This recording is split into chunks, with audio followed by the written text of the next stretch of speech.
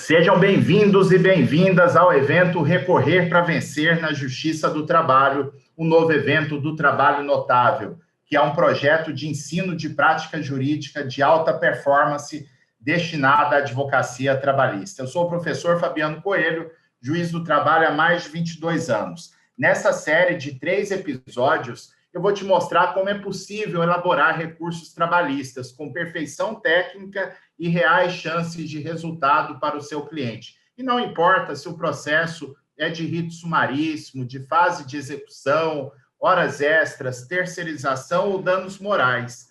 E vou dar um destaque para o recurso de revista, que exige uma técnica muito específica e, a partir dele, é possível aprender muito dos demais recursos. Eu vou te ensinar o único método que realmente funciona para elaborar o recurso de revista. E garanto que depois dessas 3 aulas, sua forma de fazer o recurso de revista e demais recursos trabalhistas nunca mais será a mesma. E não importa se você tem mais ou menos tempo de advocacia. Ao longo dessa semana, eu vou te mostrar que o recurso de revista não é loteria, é técnica e você pode aprender, mesmo que você tenha saído agora da faculdade, sem experiência nenhuma, ou já está na advocacia há 10 ou 20 anos e não aprendeu a fazer esse recurso. Eu desenvolvi um método que já permitiu que dezenas de advogados e advogadas do Brasil inteiro tenham virado esse jogo. São profissionais que não têm mais medo do recurso de revista e dos demais recursos trabalhistas.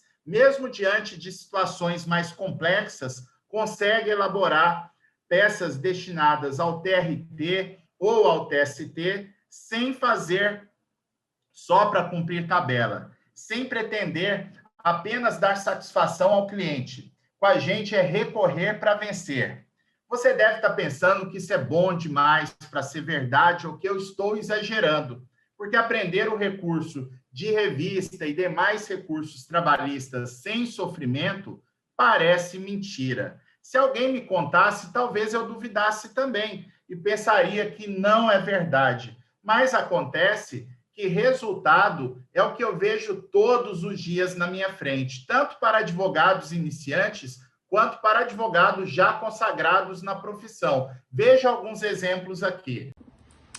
Olá, meu nome é Fernanda, eu sou advogada, moro em Belo Horizonte e decidi fazer o recurso de revista porque para mim era curioso até imaginar que um recurso de revista pudesse ser admitido sem um agravo de instrumento ou muito bem desprovido, né? E aí o curso me chamou a atenção por isso. Para mim está sendo maravilhoso, tá superando muito as minhas expectativas. É um curso completo, eu estou tendo uma outra visão de processo de trabalho. Eu já tenho 12 anos de experiência na advocacia trabalhista e para mim está sendo surpreendente. O professor Fabiano é de uma relação humana enorme, assim, muito diferenciado. E os atendimentos com ele são espetaculares. Ele está sempre disponível, ele tem uma sabedoria ímpar, uma didática, uma clareza, tá sendo muito surpreendente. Eu tô me sentindo diferenciada já no mercado e mal comecei o curso. Já tenho 2 meses que estou fazendo o curso e já tô sentindo uma diferença enorme. Hoje eu pego um processo de trabalho, para mim chega uma audiência, chega um processo inicial para mim e eu já tenho outros olhos hoje para um processo de trabalho, para começar no processo de trabalho, né? Olá, tudo bem? Meu nome é Arthur Fernandes, sou de Cabo Frio, do Rio de Janeiro, aqui do TRT da primeira região. Sou aluno do curso Seja um Expert Recurso de Revista do professor Fabiano e eu queria deixar registrado para vocês que esse é um curso que não tem em outro lugar. Eu nunca fiz um curso, já me inscrevi em vários cursos, mas eu nunca fiz um curso nesse sentido.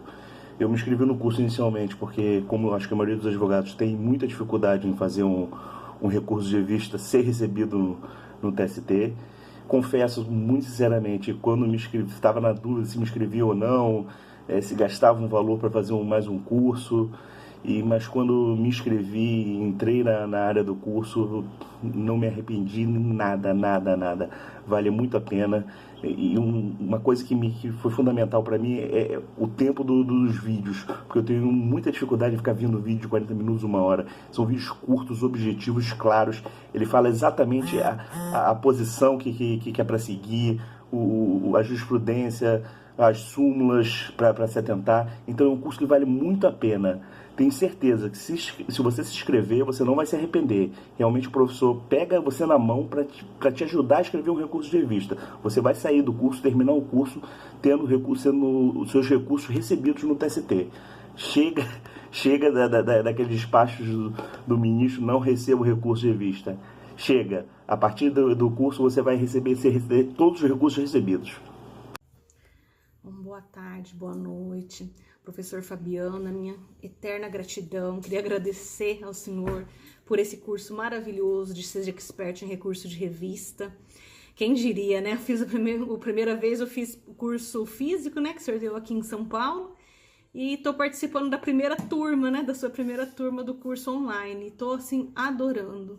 Só tenho a agradecer, muitíssimo obrigado por toda a ajuda, por todas as dicas, tem me ajudado muitíssimo, né? Eu participei 15 anos de um escritório bem grande, que eu era audiencista, então eu pouco tinha contato com os recursos de tribunais superiores, então eu pouco fazia, mas é muito bom, assim, você ter a noção de pegar toda as premissas fáticas do processo para extrair delas a tese jurídica, fazer aquela leitura do acórdão atenta, né, como o senhor sugere, e assim, cumprir fielmente e conseguir driblar, né, tanto a súmula 126 quanto cumprir os requisitos do 826.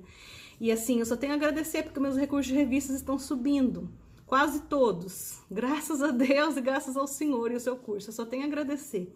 Pelo menos, assim, uma estimativa que eu tenho feito, os últimos 5 recursos de revista que eu fiz, 4 subiram. E o que não subiu foi pela negativa de prestação jurisdicional, foi acolhida preliminar. Então, de uma certa forma, todos subiram. Eu assim, tô lapidando todos os meus recursos, né? Isso tá me ajudando muito, as suas dicas, e eu só tenho a agradecer mesmo. Muitíssimo obrigada, viu, professor? E a toda a equipe, né, que ajuda. Muito obrigada mesmo. E tô adorando o curso, sugiro que todos façam. É maravilhoso mesmo você colocar na prática a teoria que o professor passa e as dicas. Muitíssimo obrigada. Eu queria dizer para vocês que a minha experiência com os recursos nem sempre foi de tranquilidade, paixão, resultado. Eu sei o que é ter medo de recurso. Eu concluí a faculdade de Direito com 21 anos e 10 meses depois eu fui aprovado no concurso de juiz do trabalho do TRT da 10ª região em Brasília. E depois de um ano, mais ou menos, o TRT de Goiás abriu um concurso público com uma única vaga. Eu fiz o concurso, passei em primeiro lugar com média 9,67 e aqui estou como juiz do trabalho em Goiás há 22 anos. Eu sempre tive dificuldade com os recursos e não nego para ninguém. Eu cheguei até a dar algumas aulas de prática, inclusive de recursos, mas não eram aulas no nível que eu gostaria de ministrar. Eram até fracas, reconheço. Mas em 2014 aconteceu algo incrível. Do nada eu fui contactado por telefone na Vara do Trabalho de Formosa, onde eu sou juiz titular, me chamando para ir lá no Tribunal Superior do Trabalho no outro dia. Eu fui lá pensando assim, o que será que eu fiz de errado, né? E o ministro Ives Gandra, que até então eu não tinha contato algum, não conhecia pessoalmente, me convidou para atuar como juiz auxiliar dele na vice-presidência da Corte, preparando minutas de despacho de admissibilidade de recurso extraordinário e votos de agravos, né, que estavam sujeitos à vice-presidência. E nesse trabalho, entre 2014 e 2018, eu analisei mais de 6 mil processos, sendo campeão de produtividade da vice-presidência. Como eram processos que já estavam na reta final, já tinham passado por todas as instâncias da Justiça do Trabalho, eu acabei aprendendo com profundidade todos os recursos da Justiça do Trabalho, inclusive recurso extraordinário, embargos, agravo de instrumento no recurso de revista e o temido recurso de revista. Depois, eu fui para a presidência do tribunal como juiz auxiliar e lá também cuidei de vários processos de complexidade a mais diversa. E nesse período, além de aprender muito, eu comandei, eu instruí, orientei diversos servidores e isso me obrigou não só a aprender o recurso de revista, os demais recursos, mas também a aprender a ensinar um tema que, para mim, no início era muito complexo, mas eu acabei conseguindo dominar, ajudar os servidores nesse trabalho e adquirir uma expertise em recurso de revista que poucas pessoas dominam no país. Em 2018, eu voltei para a minha vara do trabalho com o final da convocação e fiquei ali 1 ano e meio matutando o que fazer com aquele conteúdo, porque eu tenho o pensamento que conhecimento a gente tem que compartilhar.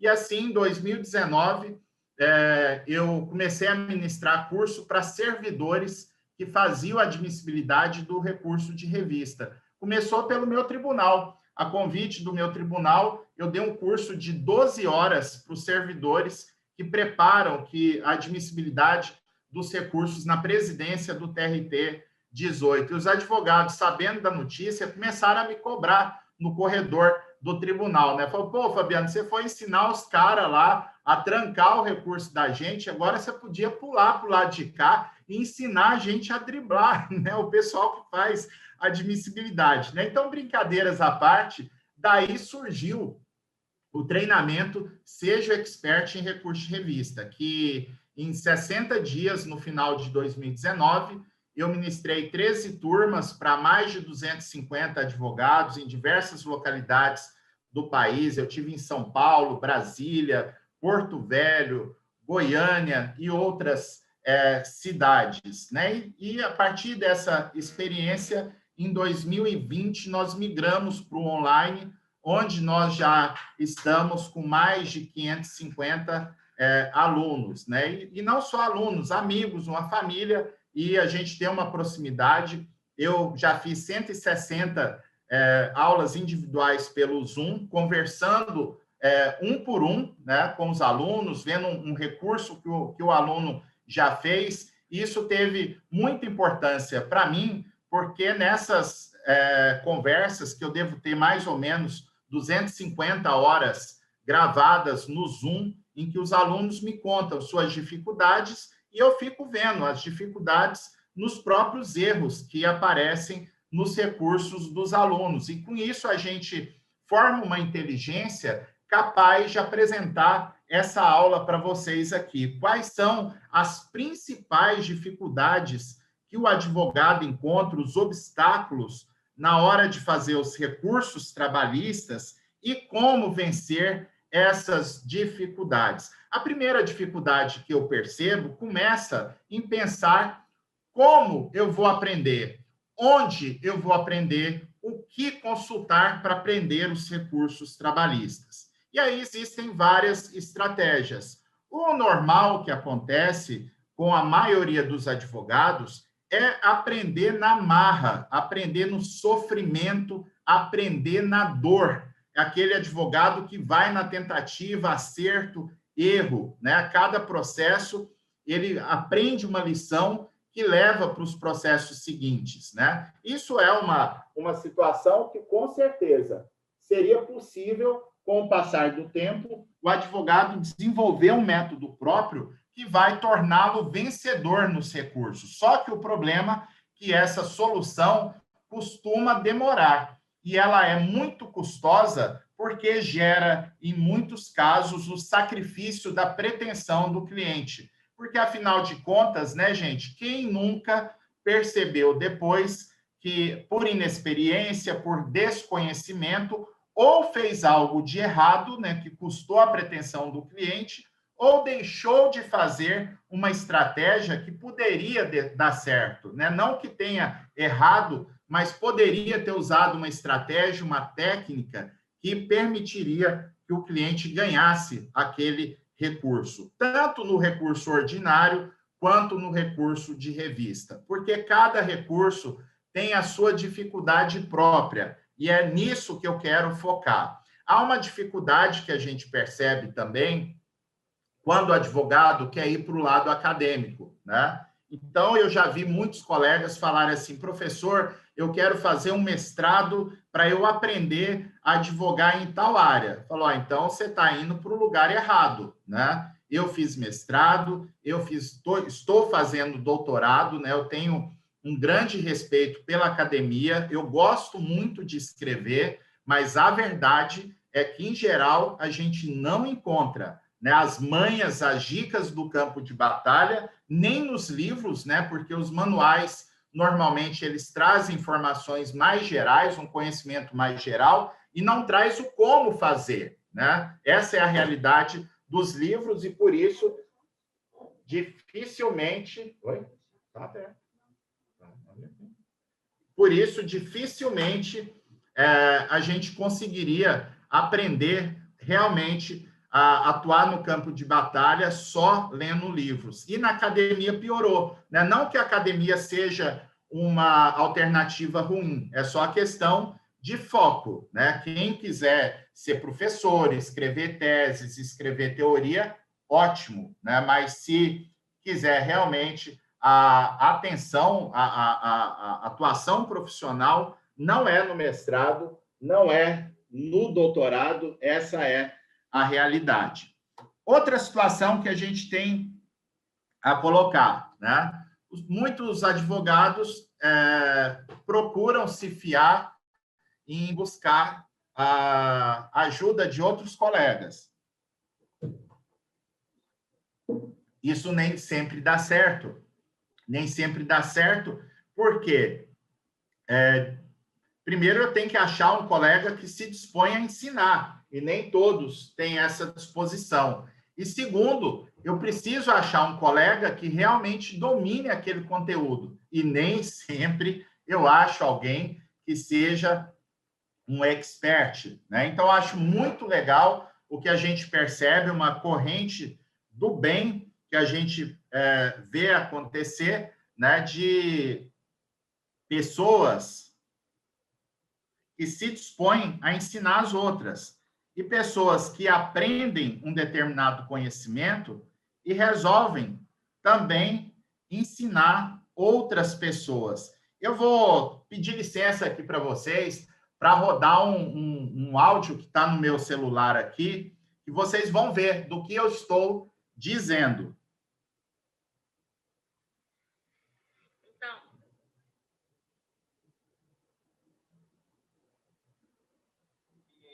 Só para compartilhar com você, tem mais um recurso de revista que eu fiz, e naquele mesmo padrão que a gente já tinha feito uns, né, que você tinha passado as coordenadas, e foi admitido, graças a Deus. Agora vamos torcer para ele ser provido também, né, TST.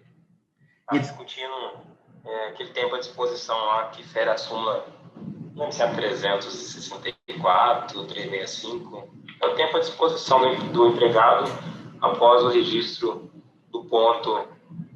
Então, pessoal, esse áudio não foi dirigido a mim, tá? Esse áudio foi dirigido a uma aluna do nosso curso, que ela masterizou o conhecimento a ponto de estar em condições de ajudar os colegas que não têm experiência em fazer o recurso de revista. Então, você acaba criando uma corrente do bem, né? Você ensina um conteúdo e aquelas pessoas que aprendem, elas acabam se dispondo a passar esse conteúdo para frente, e é muito legal a gente ver esse tipo de situação. Essa colega aqui mesmo, que ensinou esse advogado, foi uma experiência bem interessante para mim, nessa minha caminhada com o recurso de revista, porque foi uma colega que perdeu um recurso que foi trancado por um erro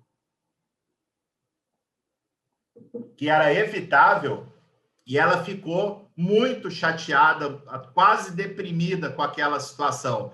Eu falei para ela, olha, não fique assim, vamos conversar. O único horário que eu tinha era um domingo. A gente fez uma reunião de umas 2 horas aqui pelo Zoom, e a partir dessa reunião, ela virou o jogo e passou a subir um recurso de revista atrás do outro. Eu vejo até que tem alguns alunos nossos que estão aí no YouTube assistindo, então o pessoal poderia aí, quem já passou por alguma reunião comigo no Zoom, podia manifestar aí se realmente se já fez essa reunião no 1 a 1 e se foi legal, se foi um bom aprendizado, que para essa colega em específico foi muito importante, segundo ela me contou.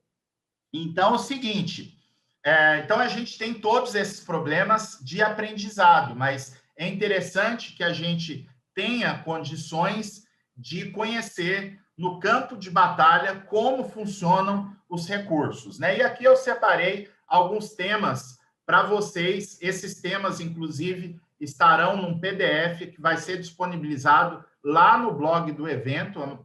De hoje para amanhã a gente tem que resolver esse problema do link, tá? E a gente vai colocar lá uma faixa bem destacada para vocês, lá aqui o PDF da aula 1, e aí vocês podem baixar por lá, que é um PDF que eu traço um roteiro preliminar do recurso de revista, mas muita coisa que eu falo lá vale para todo e qualquer recurso trabalhista. Primeiro, a questão do cabimento, e a gente teria que pensar, o recurso ordinário vai caber contra a sentença definitiva, em especial, vamos trabalhar aqui a questão do processo individual, né? A sentença do juiz de primeira instância, ela é passível de recurso ordinário.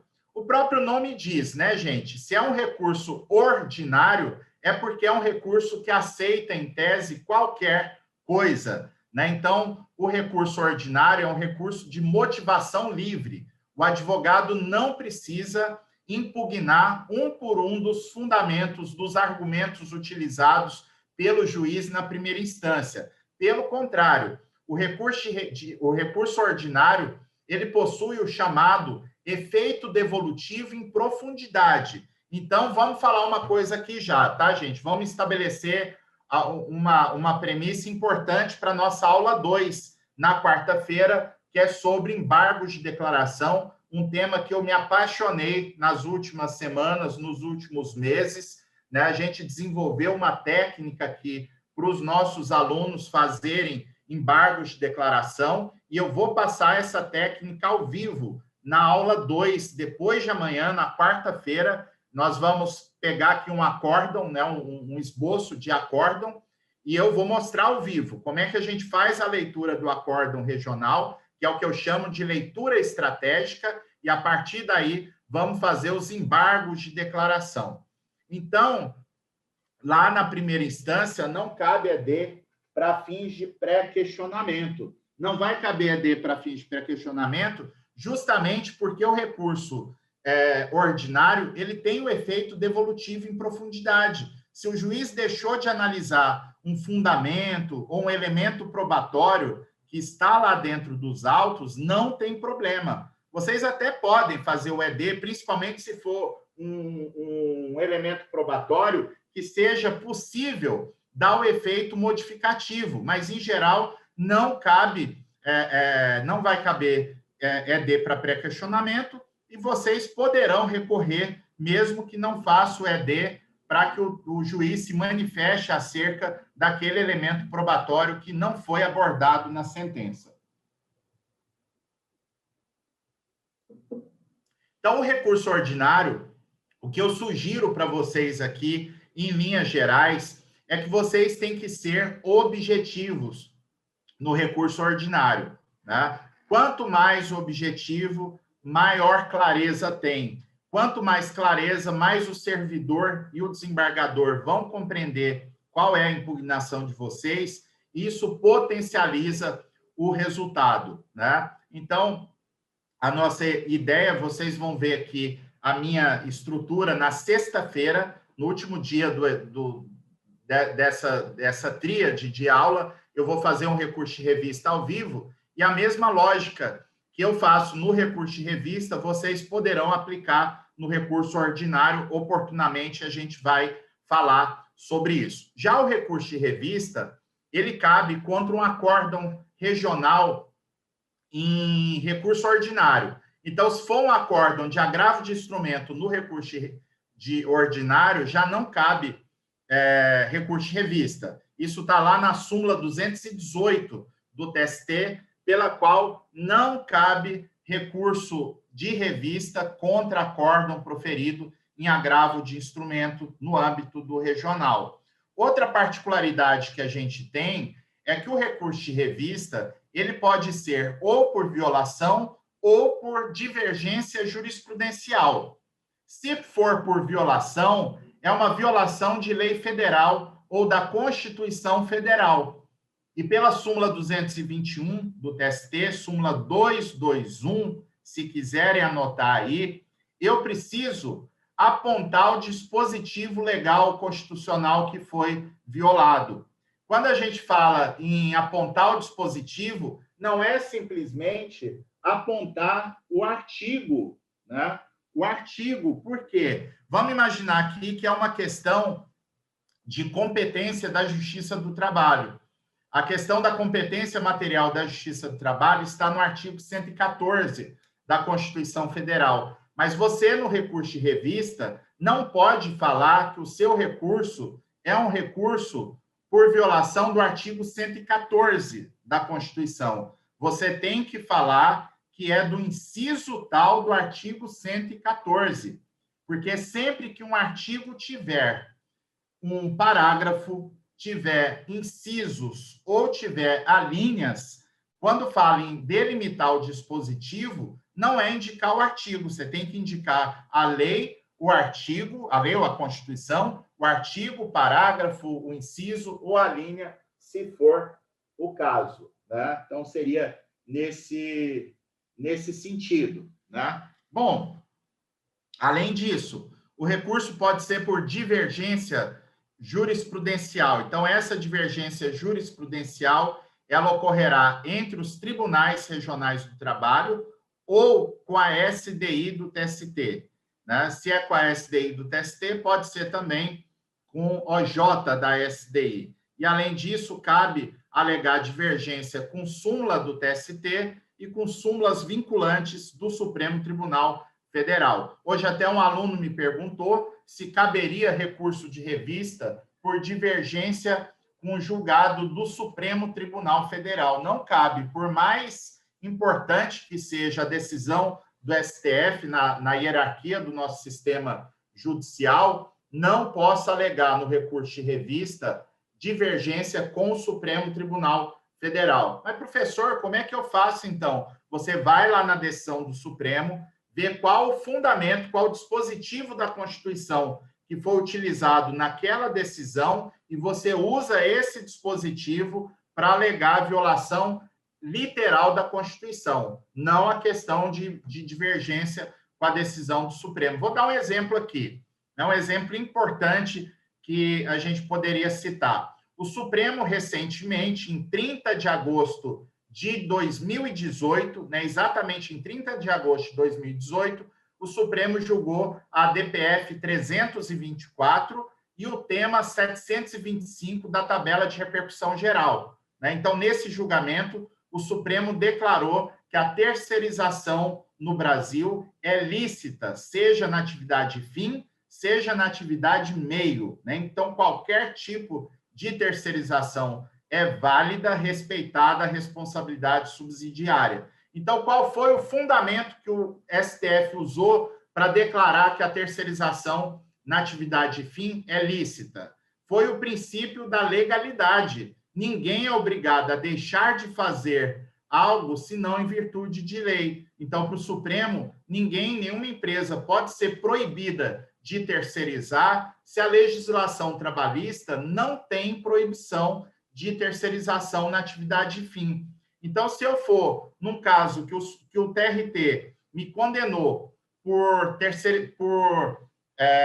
ilicitude da terceirização na atividade fim, eu posso alegar violação literal do disposto no artigo 5º inciso 2 da Constituição, violação ao princípio da legalidade. E aí, como reforço argumentativo, eu transcrevo, eu uso a decisão do STF, né? Mas não é divergência propriamente dita com o tema de repercussão geral, ou mesmo com a DPF, ainda que a decisão da DPF 324 tenha força vinculante, né? O TRT seria obrigado a seguir essa jurisprudência e não seguiu. Então, quando formos fazer o exercício de recurso de revista, nós vamos falar um pouco mais sobre essa situação. E só lembrando, por fim, que no processo do trabalho, nós temos uma regra pela qual há uma irrecorribilidade imediata das decisões interlocutórias.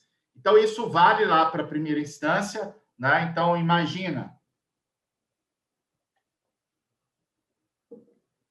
hoje cedo, eu estava fazendo uma audiência, um processo super simples, e na última pergunta do advogado da empresa, o advogado fez uma pergunta e eu, num primeiro momento, entendi que a pergunta não era pertinente, porque já tinha prova acerca daquela questão no processo. Então, ponderei com o advogado, falei, doutor, não precisa fazer essa prova por isso, por isso, por isso. Aí o advogado, também muito educadamente também, disse, olha, excelência, tudo bem, o senhor vai indeferir, então eu quero que registre os meus protestos, né? Então, eu particularmente, isso a gente vai aprendendo com o passar do tempo, né? Eu estou com mais de 23 anos de magistratura, a gente sempre que possível evita discussão de nulidade no tribunal. E se fosse uma coisa que realmente fala, não, isso aqui o advogado está abusando, esse fato não tem nada a ver com o processo, tanto que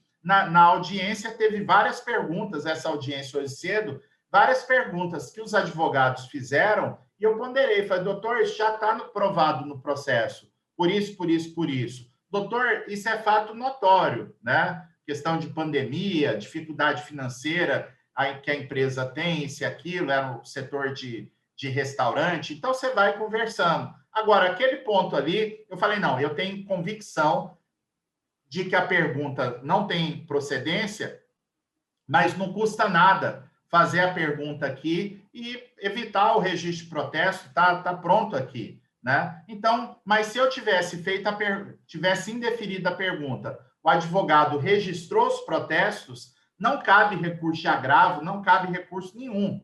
O advogado tem que esperar sair a sentença e se o cliente dele foi prejudicado pela falta de prova daquela pergunta que eu indeferi, ele vai abrir uma preliminar de cerceamento do direito de defesa na sentença, mas não cabe recurso contra a decisão interlocutória. No TRT, também não cabe recurso de revista contra uma decisão interlocutória. Só que aí a gente já não tem mais algo tão radical, porque o TST tem uma súmula, que é a súmula 214, que diz que não cabe o recurso em geral contra uma decisão interlocutória, salvo se essa decisão interlocutória estiver afrontando uma súmula ou uma orientação jurisprudencial do TST. E aí eu brinco com o pessoal, né? Sempre live minha, eu gosto de trazer isso para as aulas também, né? A gente sempre traz a dica de ouro, né? Então, vou dar aqui a dica de ouro da aula de hoje, sobre cabimento do recurso de revista, e eu desafio vocês. Vocês não vão achar essa informação em nenhum dos manuais de processo do trabalho. Podem achar, tá? Se achar, pode me avisar depois, que eu dou um livro, uma caneca do trabalho notável, qualquer coisa, eu estou apostando. Vocês não vão achar, e é bem possível que outros cursos de recurso de revista, além do nosso, não fornecem esse tipo de conteúdo. Porque isso aqui, além da gente ter ficado 4 anos no campo de batalha, lidando com recurso de revista todos os dias, é a questão também que toda semana, para a gente estar aqui junto com vocês num evento como esse, né, não é um conhecimento que surgiu do nada. Eu não peguei um livro aqui hoje para preparar a minha aula para vocês. Isso é um conhecimento do campo de batalha, no TST, com os nossos alunos, e também uma disciplina, toda semana, lendo todas as decisões colegiadas do TST, para a gente separar os filtros, né, do que ajuda, do que prejudica e do que inviabiliza por completo o acolhimento de um recurso de revista. Então, vou dar a dica de ouro aqui. A súmula 214 fala que cabe recurso de revista contra a decisão interlocutória que fere súmula OJ do TST. Então, fica a dúvida, se um determinado assunto não tem súmula, não tem OJ, vai caber recurso de revista imediatamente, né? Muita gente vai falar para vocês que não cabe, porque não está lá nas ressalvas da súmula. Mas a pessoa que falar isso para vocês vai dizer porque não conhece o assunto, né? Então, não é maldade, a pessoa não está ensinando errado por maldade de querer jogar uma casca de banana para vocês escorregarem, né? Talvez até a pessoa diga isso num curso até pago, né? Que interesse um professor vai ter de ensinar deliberadamente, dolosamente, alguma coisa errada num curso pago, né? Como um professor disse para mim uns meses atrás, eu tenho o áudio desse professor aqui no meu WhatsApp.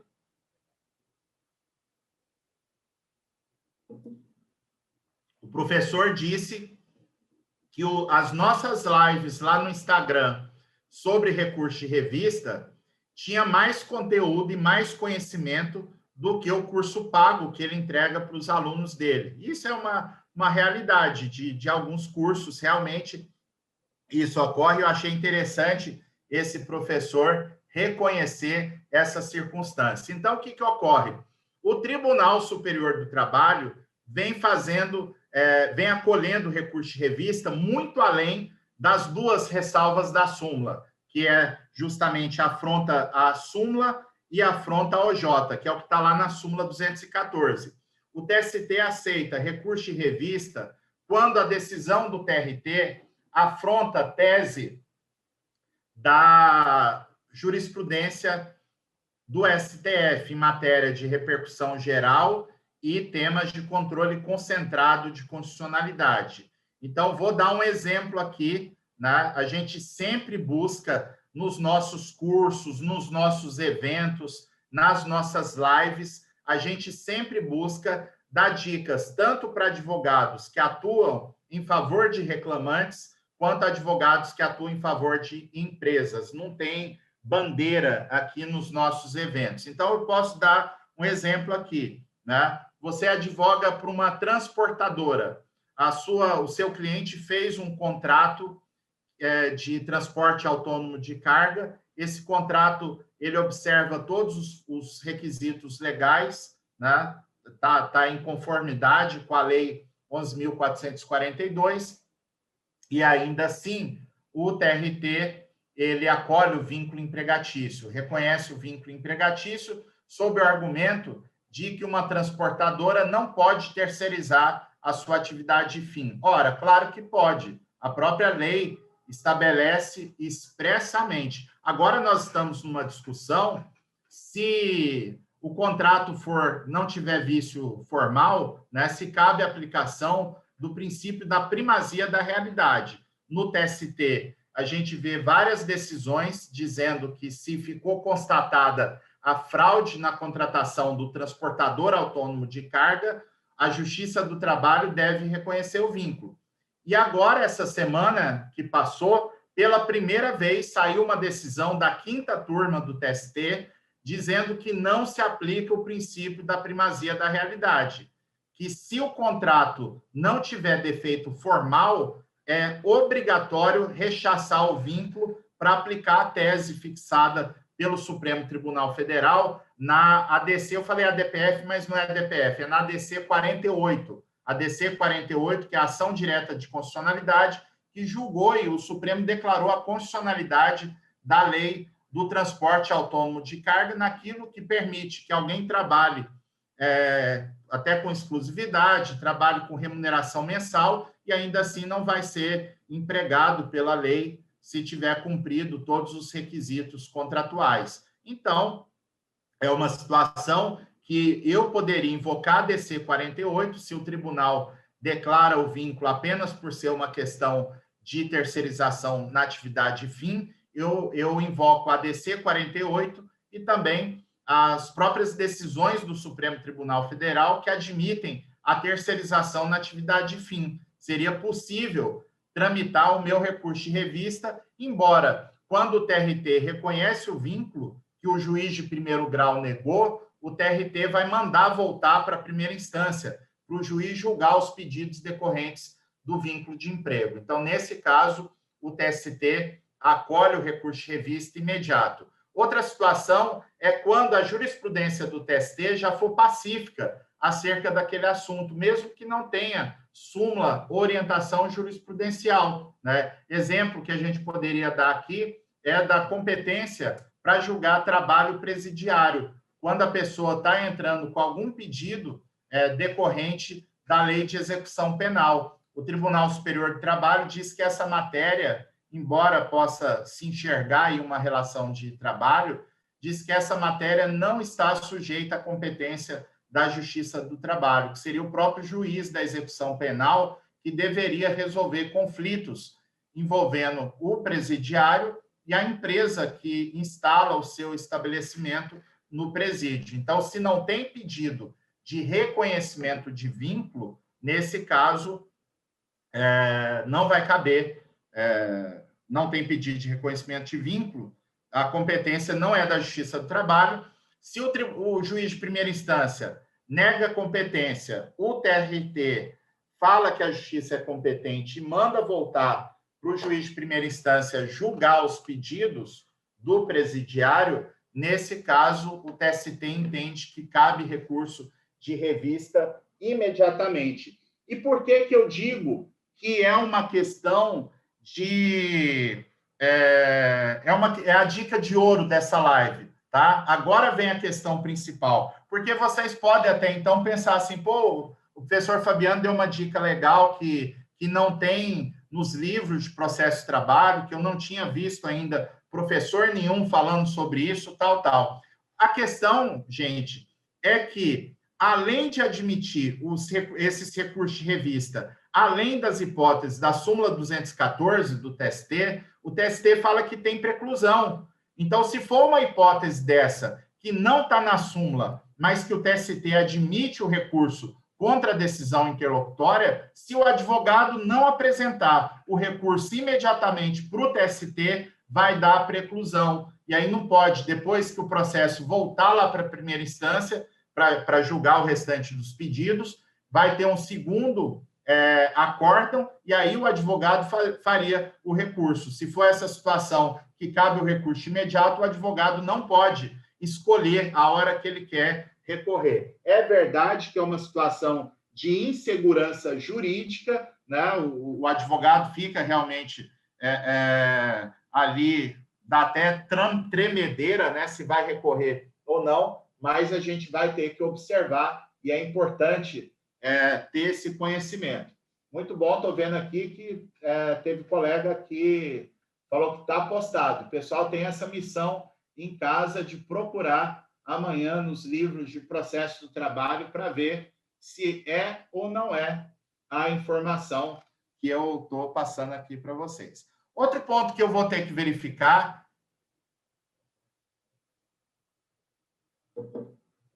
é a questão do prazo legal, né? Então, o advogado não pode nunca perder o prazo para o recurso, que é 8 dias no processo do trabalho, salvo o ED, os embargos de declaração, que são 5 dias, e seria importante observar que os embargos de declaração interrompem o prazo para os demais recursos, desde que o ED não seja intempestivo ou não seja patrocinado por um advogado sem procuração nos autos, né? E é uma questão que a gente sempre chama a atenção, que o advogado ele tem que preparar um checklist, né? Então, pega lá, faz uma listinha na agenda, no computador, enfim, dos pressupostos de admissibilidade, e todo recurso que ele fizer, na hora de interpor o recurso, de botar dentro do PJE, ou se for um recurso no TST, pode ser que vai ser pelo sistema antigo, né, que usa Agora me fugiu o nome, gente. Nossa, eu usava isso todo dia no TST, agora me fugiu completamente o nome do peticionamento lá no TST. Se alguém puder me socorrer aí no chat, que deu branco mesmo, né? Alguma coisa, né? PET, não é PET. Meu Deus do céu, mas eu vou lembrar. Então, o que ocorre? É bom fazer um checklist, e nesse checklist, um dos pontos mais importantes para vocês verificarem é se tem a procuração nos autos, né? Por quê? Porque o TST, mesmo depois do Código de 2015, o EDOC, né? O pessoal está falando aí, é o EDOC, isso. O TST, mesmo depois do CPC de 2015, ele aponta que o advogado tem que ter procuração.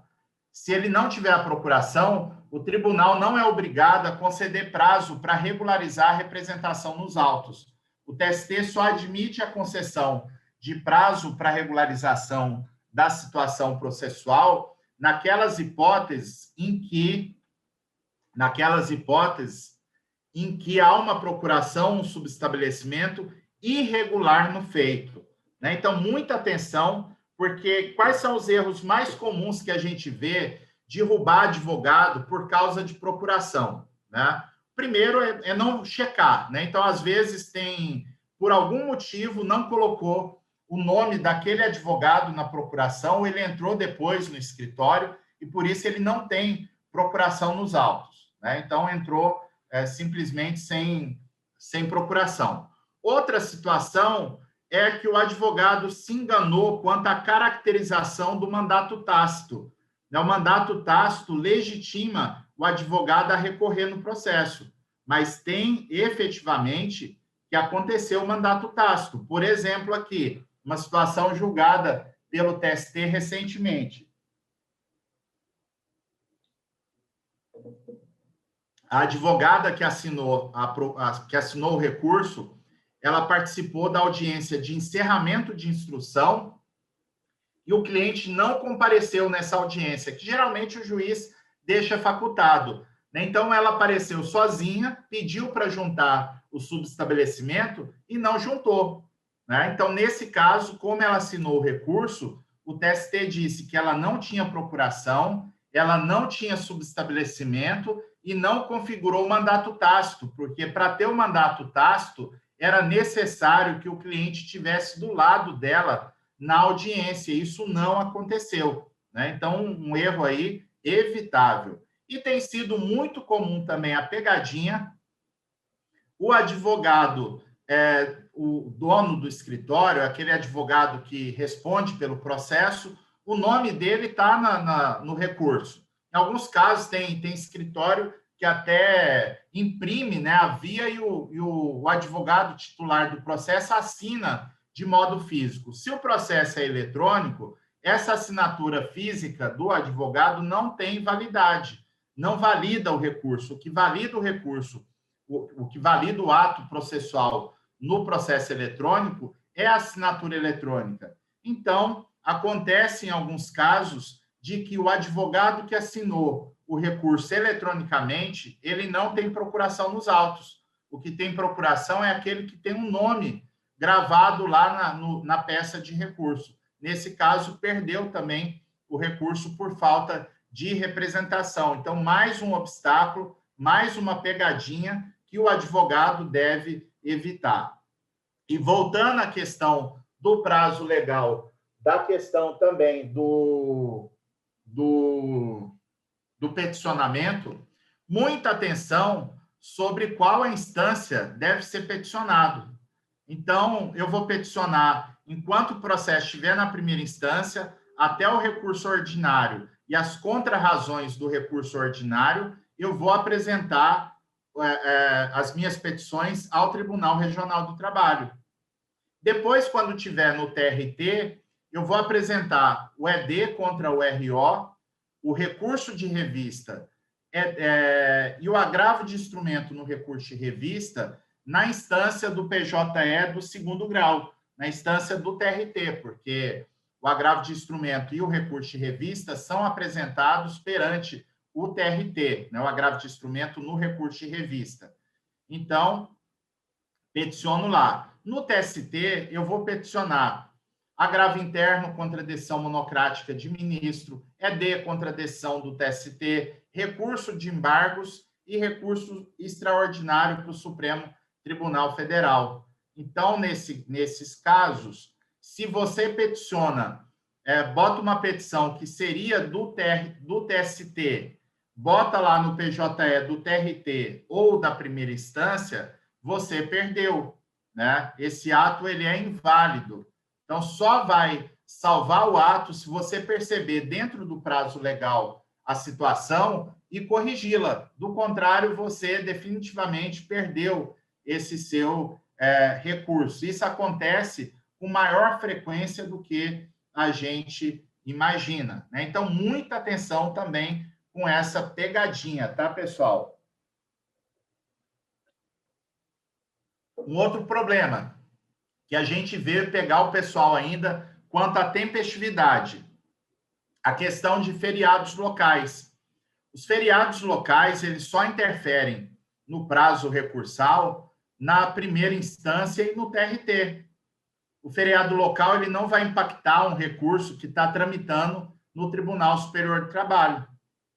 Recentemente, eu vi uma decisão em que o advogado fez essa atrapalhada. Era um feriado de aniversário da cidade, né? Então, o processo já estava no TST e o advogado contou esse dia como feriado para apresentar um recurso que seria apresentado dentro do TST. Ora, se a petição deve ser dirigida ao TST, os feriados que eu tenho que observar são os feriados de Brasília ou os feriados regimentais do TST. O TST tem alguns dias que, pelo regimento interno, o tribunal não funciona, como o caso, por exemplo, 11 de agosto. O tribunal não funciona em 11 de agosto, embora não seja um feriado em Brasília. Então, eu vou contar o prazo em cada instância.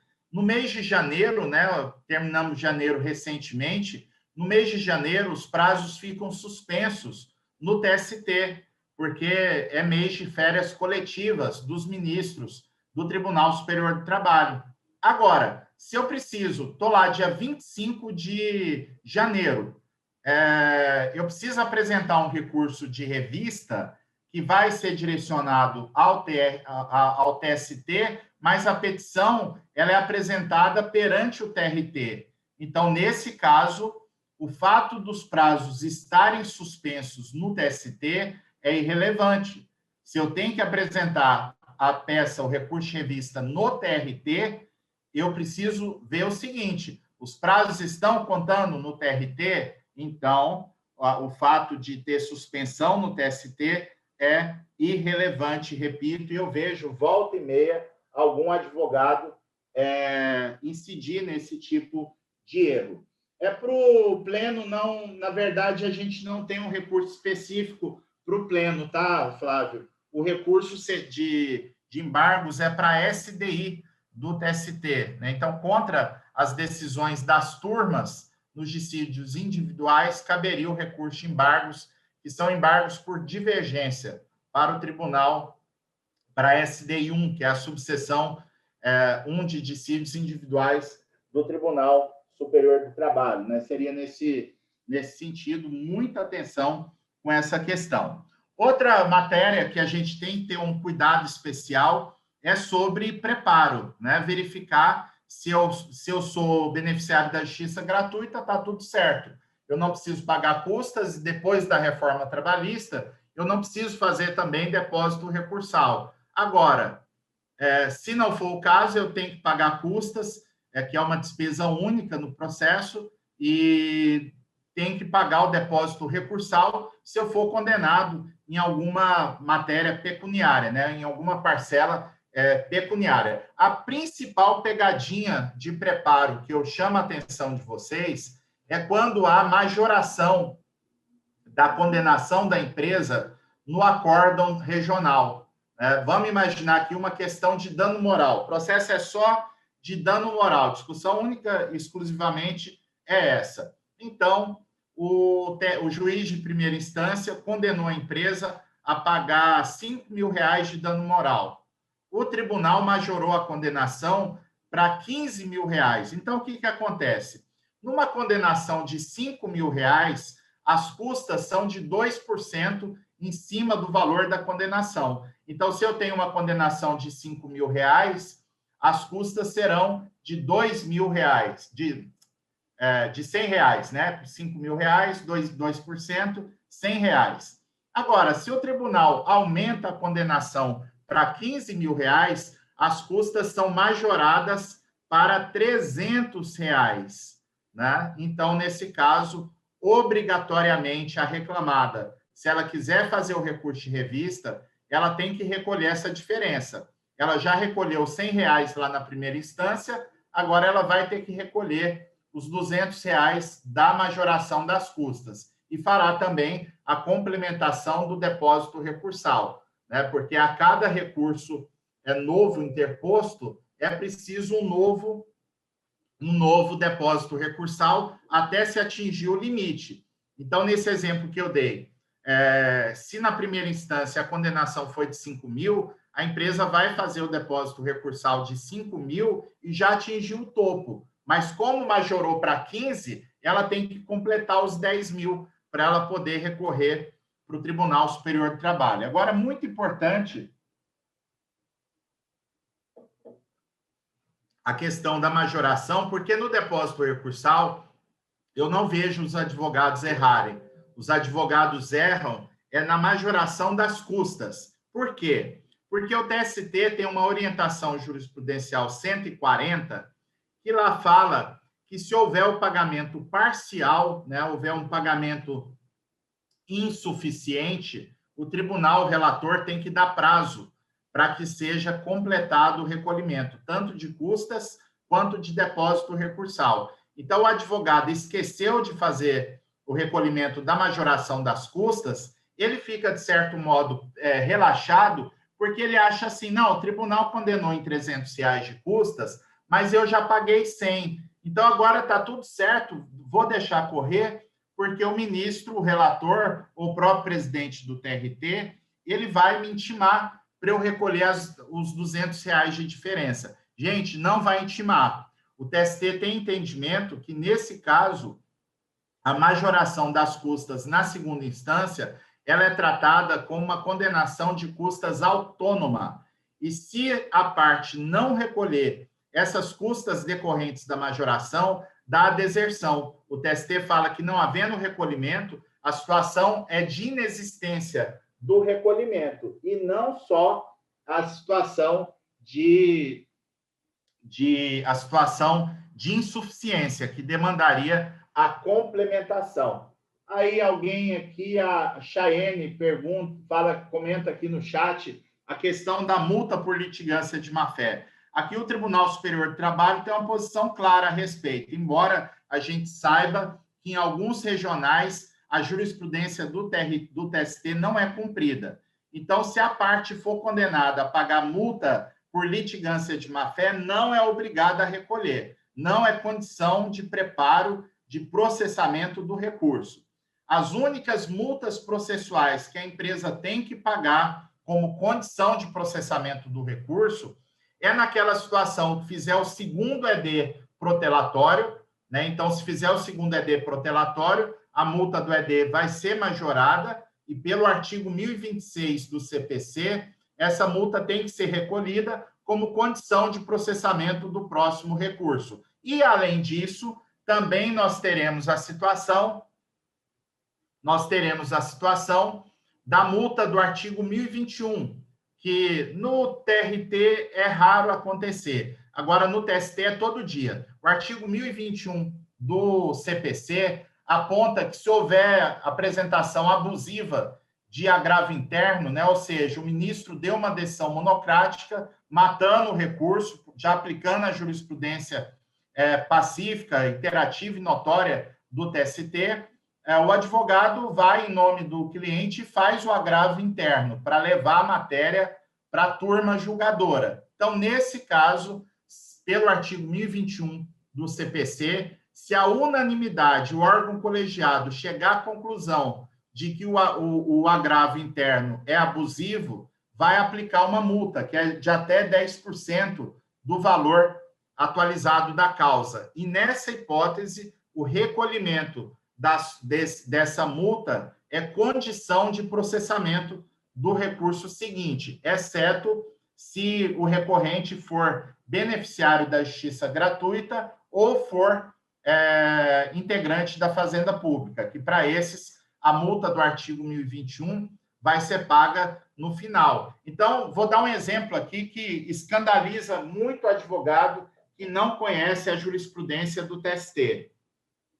Imagina aqui a situação, né? Você, hoje, um dos maiores índices de trancamento de recurso no TST é porque precisa transcrever no recurso de revista o trecho do acórdão que representa o pré-questionamento. Então, eu tenho que pensar do acórdão aqueles trechos que mostram os fundamentos que o TRT usou, os fundamentos jurídicos e as premissas fáticas. Se não houver essa transcrição, ou se a transcrição for feita de forma inadequada, como, por exemplo, o advogado que transcreve o acórdão inteiro ou transcreve o capítulo inteiro. O TST fala que, em regra, se fizer a transcrição do acórdão inteiro, do capítulo inteiro, o recurso será trancado, porque não é para transcrever acórdão, nem transcrever o capítulo, é para transcrever os trechos. Eu vou dar um exemplo para vocês no próprio recurso de revista que a gente vai escrever ao vivo aqui na sexta-feira, a gente treinar um pouquinho aqui com vocês como é que a gente decide o que eu vou ou não transcrever no recurso. Então, imagina que o recurso tem realmente a irregularidade de transcrição. O advogado, por exemplo, não transcreveu nada e ainda acha que está certo, né? Então, nesse caso, que não transcreveu nada, o ministro, o relator, vai dar uma decisão monocrática matando o recurso, dizendo, olha, isso aqui realmente não tem jeito, o TST há muito tempo já pacificou a jurisprudência que tem que fazer a transcrição do trecho e sem transcrição o recurso está prejudicado. Então, numa situação que não tem discussão mais, e realmente há aquele defeito, o advogado vai e faz o recurso de agravo interno. Então, nesse caso, o cliente dele vai tomar a multa do artigo 1021, a multa de até 10%. Dificilmente o ministro fixa a multa em 10%. Eu vejo fixar em 2%, em 5%, dependendo da complexidade da causa, da gravidade do equívoco, né, de reiterar um recurso de uma questão que já está muito pacificada. Então, tem critérios lá dos ministros para aplicar essa multa. Então, olha só, gente, que escândalo. Muita gente não sabe disso, né? O advogado tomou a multa, né? O cliente dele tomou a multa e do artigo 1021, não é beneficiário da justiça gratuita, não é ente de direito público. Então, vai ter que pagar a multa como condição de processamento do próximo recurso. O advogado vai e faz um ED. O TST tranca o ED, não conhece o ED por deserção, porque, nesse caso, como ED é recurso também, para fazer o ED, teria que fazer o recolhimento da multa do artigo 1021. E, com isso, o processo morreu, o processo acabou, né? O preparo, a representação, a tempestividade, a gente vai ter que observar tanto no recurso ordinário quanto no recurso de revista. Agora, especificamente no recurso de revista, a gente vai ter um tema muito importante, que é a súmula 126. Alguns chamam de famigerada súmula 126, né? Porque a súmula 126 é realmente, junto com a questão da transcrição defeituosa dos trechos que demonstram o pré-questionamento, a súmula 126 é um assunto que tranca muito, muito recurso de revista, né? Então, não cabe reexame de fatos e provas, a gente tem algumas estratégias que eu vou comentar ao longo da semana, e na quarta-feira a gente vai falar um pouco mais da súmula 126, justamente pelo fato da necessidade, em alguns casos, de fazer o ED para que submerja uma premissa fática que não foi assentada pelo regional e que será imprescindível para o meu recurso subir, né? Além disso, o recurso de revista tem que estar pré-questionado, que é algo também que não se exige lá no recurso ordinário. Eu só posso recorrer para o TST se aquela matéria jurídica tiver sido objeto de enfrentamento pelo Tribunal Regional do Trabalho. Essa é a regra, porque existem algumas ressalvas, mas, a rigor, eu preciso mesmo ter o pré-questionamento. E, além disso, eu não posso recorrer contra um tema que a jurisprudência já é pacífica. Naquele sentido, o TRT já julgou em consonância com a iterativa e notória jurisprudência do TST. Nesse caso, a súmula 333 do TST aponta que não cabe o recurso de revista contra uma decisão que já está em consonância com a iterativa e notória jurisprudência do TST. Então, nesse sentido, de tudo o que eu falei, abstraindo as questões que são comuns ao recurso ordinário, eu quero destacar aqui para vocês 5 conceitos ideais que a gente vai ter que trabalhar ao longo da semana, porque o meu objetivo aqui, nessas 3 aulas, nessa sequência de 3 aulas, é tirar vocês do zero para chegar no final com o recurso de revista com plenas condições de ser conhecido e provido. Então, para isso, ao longo dessa semana, e alguém pensa assim, professor, mas eu não acredito nisso. Eu estou há 5 anos, estou há 10 anos advogando, eu nunca tive nenhum recurso meu admitido. Como é que o senhor quer me falar que em 3 aulas, de mais ou menos 1 hora de conteúdo cada um, eu vou aprender um conteúdo que me permita êxito no recurso de revista? Olha, gente, eu posso depois, inclusive, resgatar algumas mensagens de eventos anteriores nossos, que a gente teve pessoas que conseguiram, com o conhecimento que eu passei aqui no evento, a pessoa falou, olha, professor, eu consegui fazer um recurso aqui. Teve até alguns colegas, teve 2 colegas que foram nessa linha, né? Falou, olha, eu consegui subir o recurso pela primeira vez e, por conta disso, eu vou entrar na próxima turma do Expert em Recurso de Revista, né? Porque, embora a pessoa consiga subir, ela percebe que, se ela tiver um acompanhamento, né? Tiver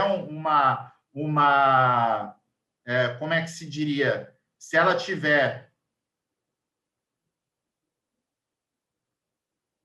um método, né, que a acompanhe, ela tem mais condições de resultado, né? Então, vou soltar aqui mais um áudio, né, de um aluno nosso. Esse eu vou até identificar ele, porque eu falei para ele que ia mandar esse áudio dele aqui na aula ao vivo, e ele autorizou que podia mandar. É um aluno nosso muito aplicado, lá de Colatina, Espírito Santo, o Rodrigo Badiani. Ele já tinha um êxito, um conhecimento muito bom, um advogado experiente já. Ele conseguia já subir vários recursos de revista, mas sem muita tranquilidade, né? E a tranquilidade ele conseguiu estudando junto com a gente. Então, no sábado, eu estava fazendo uma live, e no meio da live eu comentei de uma colega, que era até dos depoimentos que eu queria apresentar aqui para vocês. Vou apresentar na quarta-feira, se Deus quiser, se o Saci, editor, não aprontar aqui de novo no nosso evento. Mas eu comentei numa live sábado passado, e ele comentou lá no chat, professor, aquele processo que eu comentei com o senhor, e realmente era uma questão um pouco complexa, né? Mas ele foi conversando comigo, fez lá uns embargos de declaração de um pontinho que faltava, e aí ele comentando no chat da live que o recurso de revista tinha subido, né? Então, hoje eu estava super corrido aqui, a gente resolvendo coisas do evento, e aí o Rodrigo me manda esse áudio aqui que eu queria passar com vocês. E aí, professor, só estou mandando um recado aí, porque hoje teve outra publicação, subiu mais 2 hoje. Estou feliz demais, cara. Estou fazendo a maior propaganda do seu curso aqui para a galera. Tomara que o pessoal acredite igual eu acreditei, porque ajuda muito, muito mesmo. Parabéns aí, obrigado pelo aprendizado. Então, assim, muito massa, gente. A gente que rala aqui também, né? Porque a aula tem que suar, né? Tem que suar a camisa, a gente todo dia, ainda mais que a gente está com 550 alunos e numa estratégia que a gente dá um atendimento muito personalizado para os alunos, né? O aluno sabe que quando a gente fala que pode contar com a gente, não é uma frase da boca para fora, né? Pode contar mesmo, né? A gente, inclusive, ultimamente a gente tem ido até atrás dos alunos que não estão assistindo aula ou que estão meio calados, né? Pera lá, o que está acontecendo, tá? Então a gente procura preocupa com os alunos. E é muito massa quando vê um resultado igual esse do Rodrigo, né? De estar subindo um recurso atrás do outro. O outro aluno nosso, o xará dele, o Rodrigo Elias, daqui de Goiânia, né? Subiu 7 recursos de revista da semana passada para cá, né? Um fenômeno, né? É um dos nossos artilheiros do treinamento expert em recurso de revista. Então, muito legal ver o pessoal com esse resultado. Então, para isso, que ao longo da semana, eu não escondo de ninguém, né? Eu até vi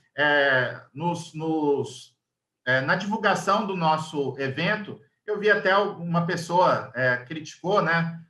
Falando assim, lá vem mais um evento para vender curso no final. Olha, a gente não esconde que no domingo de carnaval, né, depois do evento, a gente vai abrir a turma 6 do Seja Expert em Recursos de Revista agora, né? Mas a gente lida com muita tranquilidade com essa situação. Eu costumo dizer, quem vai lá no nosso Instagram, vê a quantidade de conteúdos gratuitos de extremo valor, né, que vocês até em alguns cursos pagos não vão encontrar, né?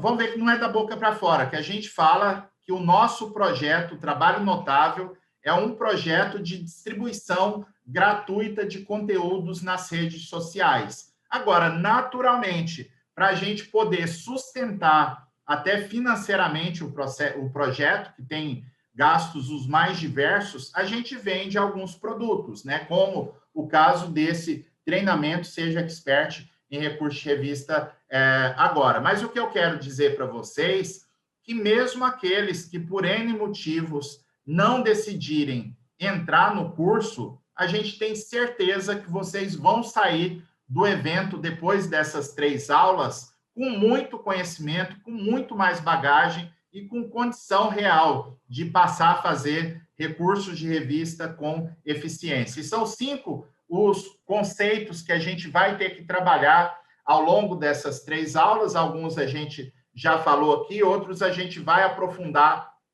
nas próximas aulas. Então, a gente vai precisar falar da impossibilidade de reexame de fatos e provas no recurso de revista, né? Porque isso é fato, essa necessidade. Segundo, a transcrição do trecho do acórdão regional, né? Que a gente precisa dominar essa questão. Terceira, a fundamentação do recurso de revista. Eu vou passar uma dica para vocês aqui na sexta-feira, que quem tiver na aula vai aprender recurso de revista para a vida inteira. Vai ser uma dica que depois que acabar o carnaval, vocês vão chegar no escritório de vocês, vão chamar os colegas e falar, eu aprendi uma parada aqui que eu quero ensinar para vocês. Então, como fundamentar um recurso, que vai valer também para o recurso ordinário que a gente ensina, e a importância dos embargos de declaração. Então, são 5 temas aqui muito importantes que a gente vai tratar com vocês aqui ao longo dessa jornada, né? Nessa jornada de 3 capítulos. E a gente vai terminando, então, o nosso conteúdo por aqui, porque hoje a nossa ideia era exatamente trazer esses elementos mais gerais né, trazendo inclusive obstáculos, dificuldades que os advogados têm de vencer esses pressupostos de admissibilidade, tanto do recurso ordinário quanto do recurso de revista, e eu já faço a chamada, que na aula 2 a gente vai trabalhar com vocês embargos de declaração. Eu vou soltar para vocês, lá no blog do evento, um material que é um resumo, um PDF resumindo tudo que eu falei aqui, e em seguida, na quarta-feira, a gente vai disponibilizar o acórdão regional que eu vou usar aqui. É um exercício que eu mesmo vou criar, não vou pegar processo real, até poderia, né?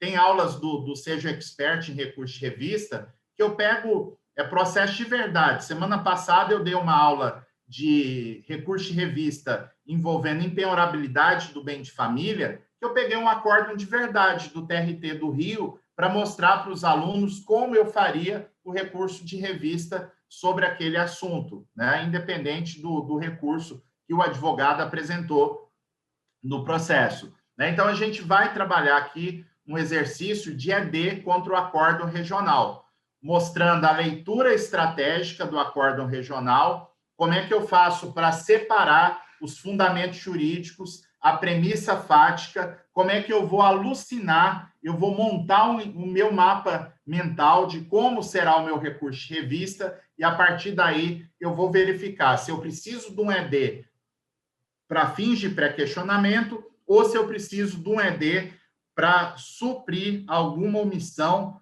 quanto à análise da matéria fática.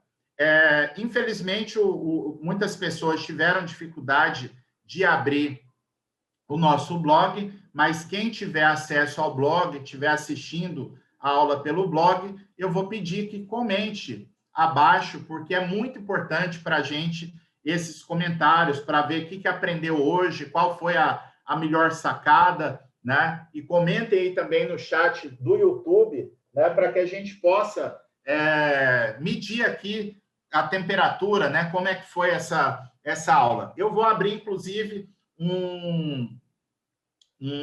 como se diz, um post lá no Instagram agora, tá? Questionando exatamente para que vocês possam convidar um colega, marcar um advogado, né? Marcar 2 advogados, aliás, né? Que podem ter interesse nessa aula 1 que a gente passou aqui e dizer qual foi a melhor sacada, o que vocês aprenderam aqui na aula de hoje, que vocês acharam que pode valer a pena para usar no dia a dia de vocês. Então, eu vou colocar esse post lá e na quarta-feira, ao final da aula, a gente vai sortear 2 canecas do Trabalho Notável para o pessoal que fizer comentário lá no chat. É um pequeno mimo para vocês. Como está no começo de ano, eu ainda não recebi as edições de 2021 dos meus livros e por isso eu vou ofertar aquilo que é bacana, são canecas bem bonitinhas e é um mimo assim, muito legal para vocês. Então, vai estar lá no chat. E agradeço a presença de todos vocês, convidando para quarta-feira, às 19h45, estarem comigo aqui assistindo a aula 2. Eu tô aqui, sou Nathalie, advogada aqui na cidade de São Paulo.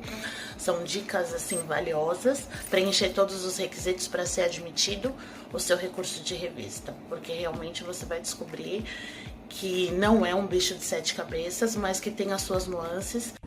Olá, me chamo Regiane Musselli, sou advogada há 23 anos e faço parte da primeira turma do curso Seja Expert em Recurso de Revista. E posso dizer que esse curso foi realmente um divisor de águas na minha carreira. Ele mudou completamente meu modo de advogar. Hoje, desde a inicial, eu uso os ensinamentos que aprendi no curso. E tenho sido muito vitoriosa, graças a Deus, nos recursos de revista, que antes era bem difícil de conseguir emplacar. Bom, enfim, o curso tem uma entrega de conteúdo fantástica, muito boa mesmo. Tá? Os professores Fabiano Coelho e Antônio Berto não têm medo de passar realmente os ensinamentos, passar para frente, de ensinar. É muito bom. Eu super recomendo o curso. Vale cada centavo investido. tanto para os iniciantes quanto para os não tão iniciantes assim. Eu estou muito confiante.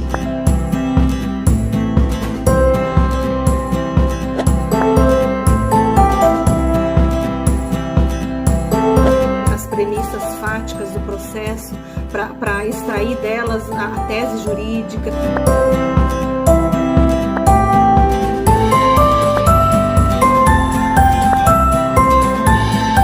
Melhorar o conhecimento, ampliar os horizontes.